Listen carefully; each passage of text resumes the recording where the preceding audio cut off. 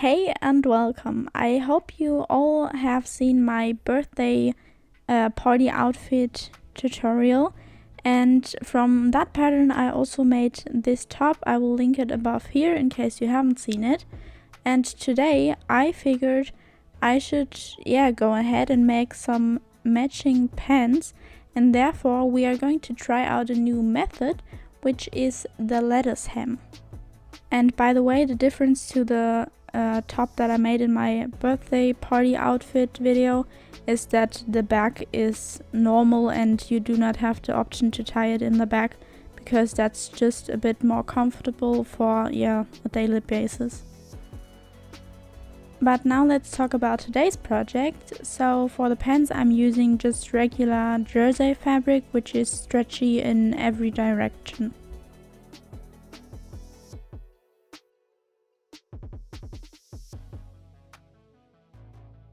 And here comes my sketchbook, because obviously we first of all need a plan to make those shorts.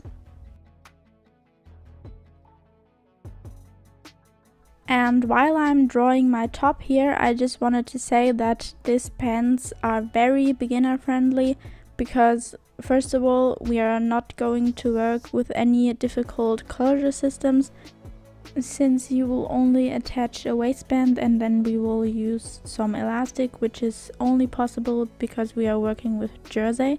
And by the way, for this lettuce hem you need jersey or other fabrics that are stretchy, because this lettuce hem only works with stretchy fabric.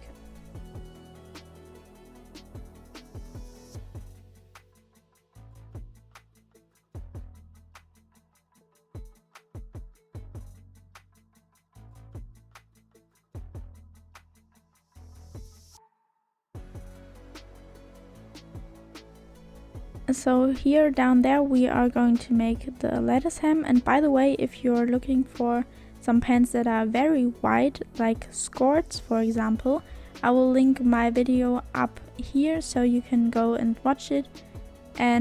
But in this case we are not going to make a skirt, which is skirt plus short, but we are going to make just a bit wider pants, and down here there will be the lettuce hem, as I said earlier on.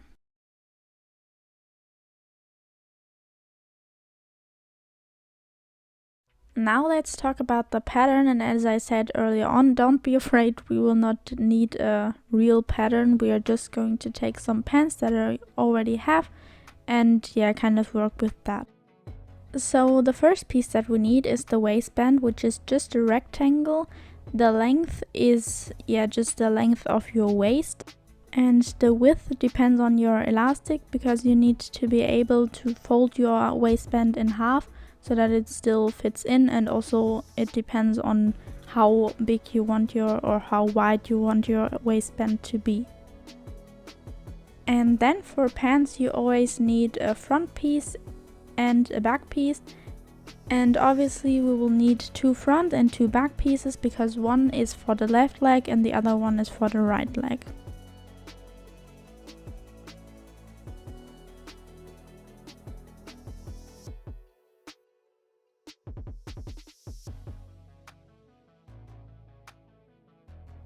And by the way, the length of your waistband should be the same as the length from both front pieces and both back pieces, so that it fits perfectly together. So for example, if you have 30 centimeters on both sides, you will need a waistband of 120 centimeters. I mean, there are other options, but that's just the easiest way, especially for beginners when lining it up so that it fits perfectly. And now that we have a plan, we can finally start. So here are the things that we will need. First of all, you always need some pins to kind of pin patterns in place or whatever. Then we also need some pants. In my case I'm using air or water erasable pants. All the materials are, by the way, also linked in the description box if you want to have a look there. Then maybe you need something to measure, And here are my pens that I'm going to use as a reference. By the way, I also did those in a video. If you want to, I will link the video above here, and then you can have a look and watch that. And in my case, I also have my pattern here for those pens because, as I said earlier on, I made them, so I already have a pattern. But as I said, you do not need a pattern. Just turn your pens that you are using as a reference inside out so that you lay them in a way that you can see this inner leg seam, this center front or back seam, and also the side seam, and obviously the seam above here where the waistband will be attached later on. So that was the back, and then you turn the whole thing and do the same for the front. And if you want to, you could also make such a pattern by just using, for example, some newspapers and tracing it out, or you could use your pens and lay them directly on your fabric, pin it in place, and with some seam allowance draw all the way along all corners and edges, and then just cut it out.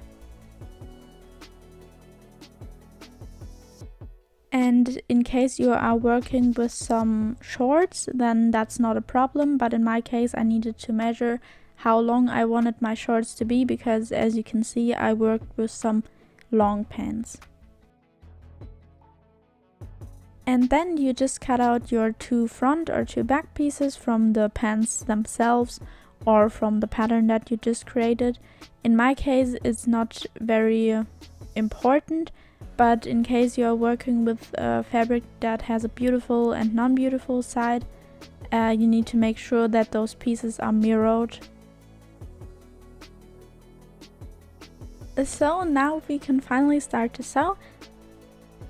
Just again, we have 2 back pieces and 2 front pieces.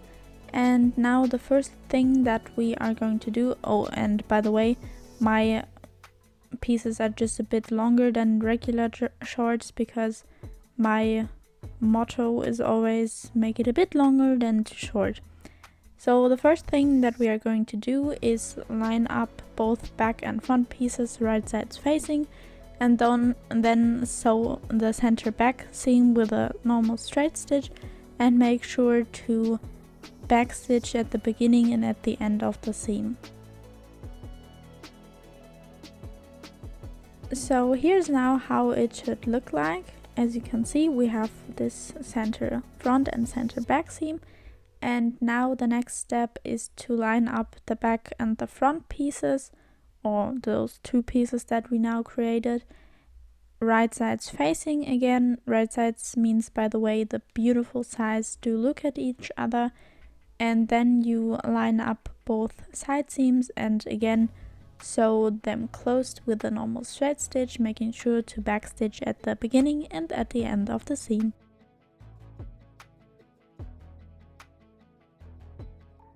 Let me show you now how my pants look like at the moment. As you can see, I also overlocked the raw edges, which helps or prevents them from fraying. By the way, in case you do not have a serger, that's not a problem, just do a zigzag stitch there. Now here comes the last seam for the pants themselves. I mean, we have to attach the waistband, of course, but the last step for the pants is to line up, again right sides facing, this inner leg seam.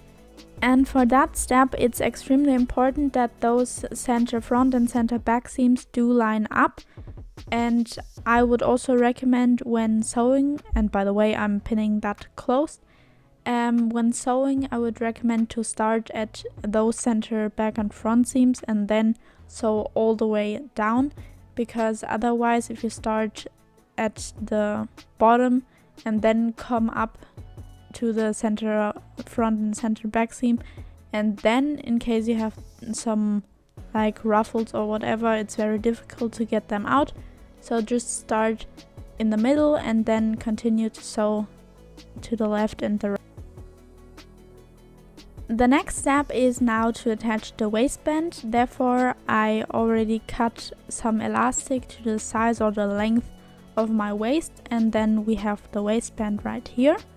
As you can see, I already folded the waistband in half, and now we are lining it up right sides facing so that we can create a tunnel and then sew all the way along this seam or that line, so that we, as you can see right here, create this long loop that we are now going to attach right sides facing to our pants.